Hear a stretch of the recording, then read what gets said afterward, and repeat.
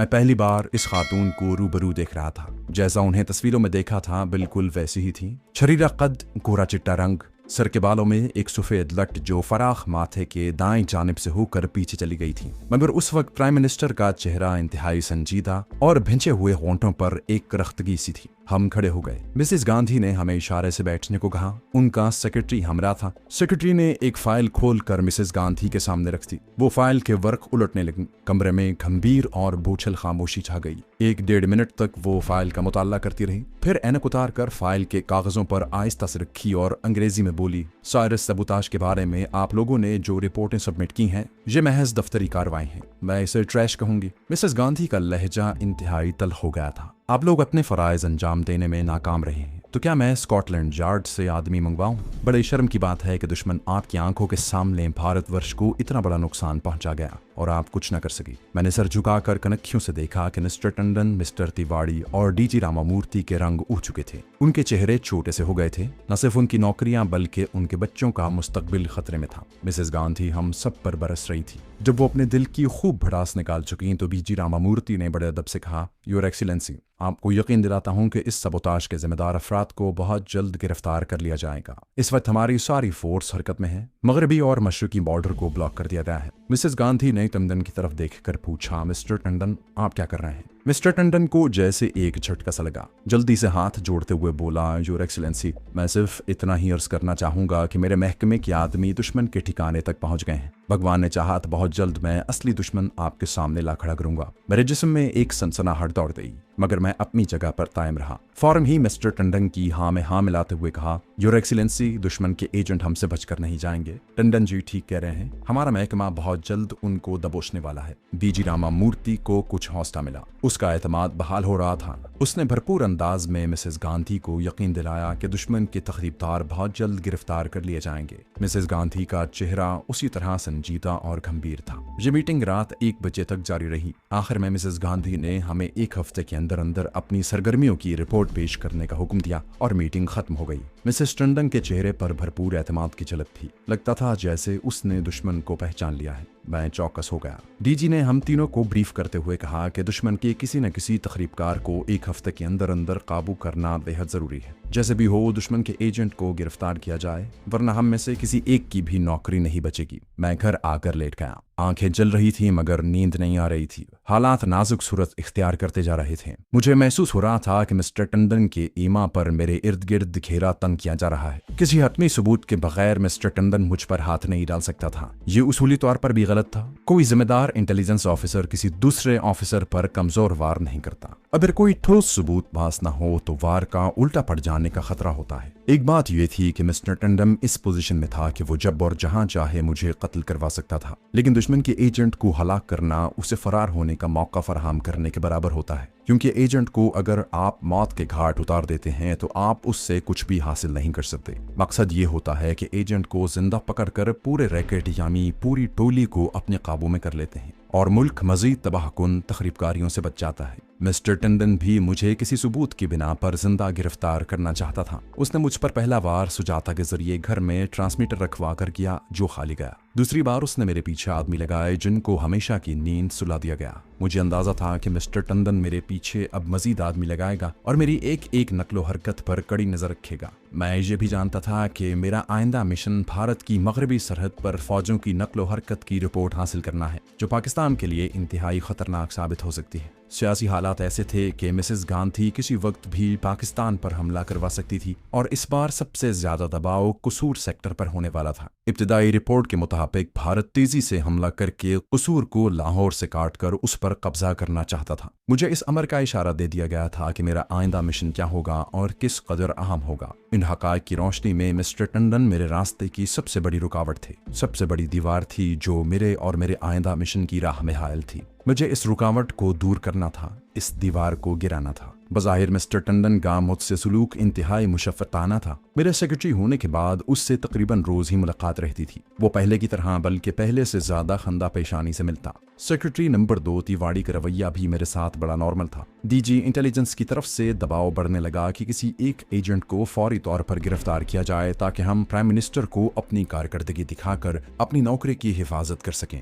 इसमें कोई शक नहीं था कि मिसेस गांधी की जज्बाती और मुंतकिमाना तबीयत के बायस ये लोग किसी भी वक्त उसकी जद में आ सकते थे। अब जरूरी हो गया था कि किसी गैर मुल्की और ख़ास तौर पर पाकिस्तानी एजेंट को पकड़कर पेश कर दिया जाए। अगर पाकिस्तानी एजेंट नहीं मिलता तो किसी भी मुसलमान को पकड़कर उसे एजेंट जाहिर करके प्राइम मिनिस्टर के आगे सुरखरुई हासिल की जाए। मैंने एक मीटिंग में जब ये तजवीज़ पेश की कि मेरे ख्याल में चूंकि साइरस की तबाही की जिम्मेदारी श्रीलंका के भारत दुश्मन सिन्हाली तखरीबकारों पर आयद होती है, इसलिए हमें किसी न किसी सिन्हाली एजेंट को गिरफ्तार करने की कोशिश करनी चाहिए। मिस्टर टंडन ने किसी कदर तलखी से कहा, यह सिन्हाली एजेंटों की नहीं, पाकिस्तानी एजेंटों की कार्रवाई थी। पाकिस्तानी तखरीबकार राजधानी में भी सरगर्म है, हमें उनमें से किसी को पकड़ना होगा। इंटेलिजेंस चीफ मिस्टर टंडन के इस खतरनाक अज़्म के पेश नज़र उसी वक्त फैसला कर लिया कि अब इस शख्स का जिंदा रहना मेरे मिशन के लिए इंतहाई तबाहकुन था। मैंने मिस्टर टंडन को हर हालत में ख़त्म करने का फैसला कर लिया। मैं अभी टंडन को हलाक करने के तरीकों पर गौर कर ही रहा था कि एक रोज़ अपने ऑफिस गया तो तिवाड़ी मेरे कमरे में आया।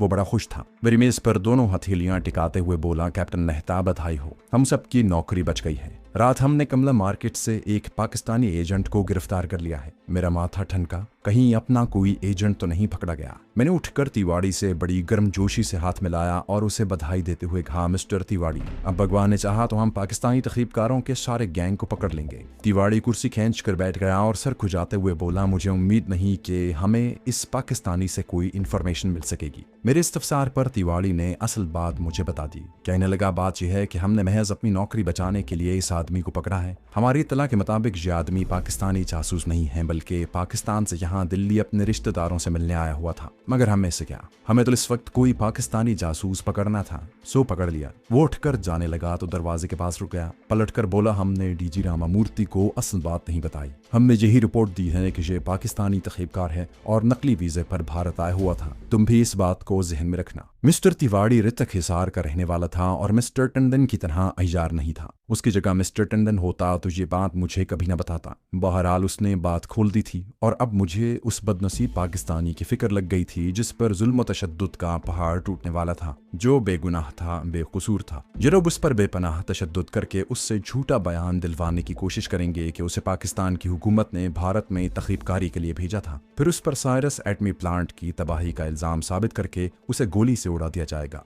यूं इस बदनसीब पाकिस्तानी को एक ऐसे जुर्म की सजा दी जाएगी जो उसने नहीं किया था। एक एतबार से उसे मेरी तखरीबकारी की सजा मिलने वाली थी। ज़ाहिरी तौर पर मैंने मिस्टर तिवाड़ी के सामने बेहद खुशी और इत्मीनान का इजहार किया। 1 घंटे बाद जब मिस्टर टंडन से मुलाकात हुई तो मैंने उसे भी बड़े मोहतात तरीके से इस कारनामे पर बधाई यानी मुबारकबाद पेश की। टंडन का चेहरा संजीदा था, लगता था वो मेरे दिल को कुरेदने की कोशिश कर रहा है। उसकी आंखें एक लम्हे के लिए मेरे चेहरे पर जम गईं, फिर मुस्कुराया और बोला, कैप्टन, अगरचे हमारे पास इस पाकिस्तानी तखरीबकार के खिलाफ कोई वाज़े सबूत नहीं है, मगर हम उससे सब कुछ मनवा लेंगे, वो हमें सब कुछ बता देगा। मैंने कहा, सर, ये हमारी बहुत बड़ी कामयाबी है। मुझे यकीन है कि जब उस पर तशद्दुद किया जाएगा तो वो सारी बातें उगल देगा। इसकी वजह से हम उसके पूरे गैंग को गिरफ्तार कर सकेंगे। मिस्टर टंडन ने हल्का सा सिगार का कश लगाया, मेरी तरफ घूर कर देखा और बोला, मिस्टर तिवाड़ी का ख्याल है कि ये एक आम पाकिस्तानी है जो वीज़े पर दिल्ली अपने रिश्तेदारों से मिलने आया था, लेकिन मैं उससे मुत्तफिक नहीं हूँ। मुझे यकीन है कि ये पाकिस्तानी एजेंट है और इससे हमें बाज़ ऐसे पाकिस्तानी एजेंटों के नाम भी मालूम हो जाएंगे जो खुद हमारे महकमे में सरगर्म अमल है। मैंने मिस्टर टंडन की बात की पुरजोर तायद करते हुए कहा, यह तो हमारी बड़ी कामयाबी होगी। हमें इस पाकिस्तानी एजेंट पर किसी हालत में भी रहम नहीं खाना होगा। वो यकीनन पाकिस्तानी तखरीबकार ही है, लेकिन मिस्टर टंडन के दिल में जो भयानक ख्याल छुपा था उसको मैंने पा लिया था। उसका मंसूबा था कि वो इस बेगुनाह पाकिस्तानी पर अलमनाक तशद्दुद के बाद उससे ये बयान दिलवा देगा कि दिल्ली में उसके जो पाकिस्तानी साथी एजेंट सरगर्म अमल हैं उनमें एक कैप्टन मेहता भी है जो पाकिस्तान के लिए जासूसी करता है और उसके एवज पाकिस्तानी सिफारत खाने से भारी रकम वसूल करता है। ये बड़ा ही खतरनाक प्लान था जो मिस्टर टंडन के जहन में था और जिस पर वो यकीनन अमल करने वाला था। मैं मुस्कुराते हुए टंडन की तरफ देख रहा था और दिल ही दिल में कह रहा था, टंडन जी, अब आपकी जिंदगी के बहुत थोड़े दिन रह गए हैं, तुम अब मुझसे बच नहीं सकोगे। मिस्टर टंडन मुझे कह रहे थे, कैप्टन मेहता, तुमसे ज्यादा मुझे यहाँ किसी पर भरोसा नहीं है। यही वजह है कि इस पाकिस्तानी एजेंट से तुम ही पूछगिछ करोगे। मैंने बहुत सोच समझकर तुम्हारी ये ड्यूटी लगाई है। इसमें कोई शक नहीं था कि मिस्टर टंडन ने बहुत सोच समझकर ही मेरी ड्यूटी लगाई थी। यकीनी तौर पर उसने पूछगिछ करने वाली कोठरी या सेल में खुफिया मगर बेहद ताकतवर माइक्रोफोन लगा दिए होंगे। ताकि पाकिस्तानी एजेंट के साथ मैं जो भी गुफ्तगू करूं वो रिकॉर्ड हो जाए। चूंकि उसे मुझ पर पहले ही से शक था, इसलिए वो चाहता था कि मैं अगर पूछगिछ के दौरान पाकिस्तानी एजेंट से हमदर्दाना या राजदारी की कोई बात करूं तो मिस्टर टंडन के हाथ एक सबूत आ जाए जिसकी बिना पर वो मुझे गिरफ्तार कर सके। खैर, मैं इतना अहमक नहीं था। मैंने कहा, शुक्रिया सर, आपने मुझ पर एतमाद जाहिर किया, मैं आपका ग्रेटफुल हूँ। ये पाकिस्तानी एजेंट कहाँ रखा गया है? मिस्टर टंडन ने बताया कि वो लाल किले के एक तहखाने में तय थे। मुझे कहा गया कि मैं शाम को लाल किले में जाकर उससे पूछगिछ का सिलसिला शुरू करूं और दूसरे रोज अपनी कारकर्दगी की रिपोर्ट पेश करूं। ये सब कुछ मुझे जाल में उलझाने के लिए किया जा रहा था। मैं भी अपने तौर पर पूरी तरह चौकस था। साथ ही साथ मिस्टर टंडन को अपने रास्ते से हटाने के तरीकों पर भी बड़ी तेजी से गौर कर रहा था। शाम को दफ्तर से निकलकर मैं उस पाकिस्तानी शहरी को देखने तले में गया जो अपनी बदकिस्मती की वजह से भारतीय इंटेलिजेंस के फंदे में फंस गया था और अब बज़ाहिर उसका जिंदा बच निकलना नामुमकिन था। किले के तहखाने में बिजली का 100 वोल्ट का बल्ब रोशन था। बदकिस्मत पाकिस्तानी के जिस्म पर सिवाय एक फटी हुई निकर के और कुछ नहीं था। महकमे के 2 पेशावर मुलाजिम उस पर काफी तशद्दुद कर चुके थे। ये एक नौजवान पाकिस्तानी था। उसकी एक आंख सूजकर स्याह हो रही थी, निचला होंठ पड़ गया था जहां से खून रिस रहा था। उसे 2 आदमियों ने पकड़कर तख्ते पर बिठा रखा था। बेचारे का तशद्दुद की वजह से बुरा हाल था। उसका सर बार बार ढलक जाता। मैं जाते ही उसके सामने लोहे की कुर्सी पर बैठ गया और अपने आदमी से कहा, इसका सर ऊपर करो। उस बेदर्द आदमी ने पाकिस्तानी नौजवान के सर को बालों से पकड़कर ऊंचा कर दिया। पाकिस्तानी नौजवान की सूजी हुई आंख बंद थी, दूसरी आंख जरा सी खुली थी। मैंने तहकुमाना आवाज में पूछा, तुम्हारे दूसरे साथी कौन हैं? कहाँ कहाँ काम कर रहे हैं? अगर तुम हमें उनके नाम पते बता दो तो तुमसे वादा करता हूं कि तुम्हें छोड़ दिया जाएगा। पाकिस्तानी नौजवान ने रोते हुए कमजोर सी आवाज में कहा, मैं जासूस नहीं हूं सर, मैं वीजा लेकर आया था मामू से मिलने, मैं जासूस नहीं हूं। और वो फूट फूट कर रोने लगा। उसकी हालत देखकर मेरा दिल हिल गया। सबसे पहले तो मुझे ये इत्मीनान हुआ कि ये अपना एजेंट नहीं था। अपने एजेंटों के चेहरे मेरे लिए अजनबी नहीं थे, मैं उन्हें पहचान सकता था। ये बेगुनाह पाकिस्तानी था। दूसरी बात यह थी कि उसे मेरे आमाल की सजा मिल रही थी। उसको बचाना मेरा फर्ज बनता था। वैसे भी मैं खुद पाकिस्तानी था, मुहिब वतन पाकिस्तानी, और मैं अपनी आंखों के सामने एक पाकिस्तानी भाई पर जुल्म तशद्दुद होते कैसे देख सकता था। इस तहखाने में मुझे मालूम था कि खुफिया माइक्रोफोन जरूर लगे होंगे। वहां मैं उस बेगुनाह पाकिस्तानी से कोई बात नहीं कर सकता था। बहरहाल मैंने अपने रवैये से यही जाहिर किया कि मैं एक जिम्मेदार भारतीय अफसर हूँ और मुझे हर हालत में भारत माता का मफाद अजीज है। मैंने बेचारे पाकिस्तानी को एक तमाचा भी मार दिया। मैं 15-20 मिनट तक वहां बैठा पूछगिछ करता रहा। पाकिस्तानी यही कहता रहा कि मुझे बेगुनाह पकड़ा गया है, मैं जासूस नहीं हूँ, मैं दिल्ली वीजा लेकर अपने मामू से मिलने आया था। वो रोए जा रहा था। मैंने उसकी गर्दन पर एक और मुक्का जड़ दिया और उठकर चला गया। खुफिया माइक्रोफोन के डर से मैं अपने आदमियों को यह भी न कह सका कि इस पर मजीद तशद्दुद न करना। दूसरे रोज मैंने मिस्टर टंडन को जो रिपोर्ट पेश की उसमें लिखा कि मुझे यकीन है कि ये पाकिस्तानी जासूस बेहद अय्यार और होशियार है। वो इतनी आसानी से नहीं बिकेगा, लेकिन हमें उस पर 3rd डिग्री आजमानी होगी। वो जरूर अपने साथियों के नाम बता देगा। मिस्टर टंडन ने मेरी रिपोर्ट पढ़ी और उसे फाइल में लगाते हुए बोला, डीजी साहब ने प्राइम मिनिस्टर को रिपोर्ट कर दी है कि हमने साइरस के तखरीबकारी के जिम्मेदार पाकिस्तानी एजेंट को पकड़ लिया है। उससे पूछगिछ जारी है। अब जरूरत इस बात की है कि जितनी जल्दी हो सके इस एजेंट के साथियों की निशानदही होनी चाहिए, तभी हमारी खाल बच सकेगी, वरना प्राइम मिनिस्टर के अताब से हम में से कोई भी बच नहीं सकेगा। मैंने कहा, सर मेरा ख्याल है कि 3rd डिग्री को ये पाकिस्तानी एजेंट शायद ही बर्दाश्त कर सके। कल तक वो जरूर बोल देगा। उस रोज भी बेचारे बेगुनाह पाकिस्तानी पर मेरी आंखों के सामने बेहद तशद्दुद किया गया। 3rd डिग्री एक भयानक तशद्दुद है जिसके बारे में सिर्फ इतना ही बता देना काफी होगा कि उसे बड़े से बड़ा डाकू भी बर्दाश्त नहीं कर सकता। इस दुबले पतले पाकिस्तानी में इतनी शक्त कहाँ थी। जब 3rd डिग्री तशद्दुद का सिलसिला शुरू हुआ तो पाकिस्तानी नौजवान बेहोश हो गया। उसे होश में लाने के बाद तशद्दुद का सिलसिला दोबारा शुरू हो गया। पाइप के जरिए उसके मैदे में इतना पानी दाखिल किया गया कि उसका पेट फूल कर कुप्पा हो गया। बेचारा ऊंट की तरह बिलबिलाने लगा। जब उसके पेट पर लकड़ी से ज़रबे लगाई गईं तो उसकी चीखें निकल गईं।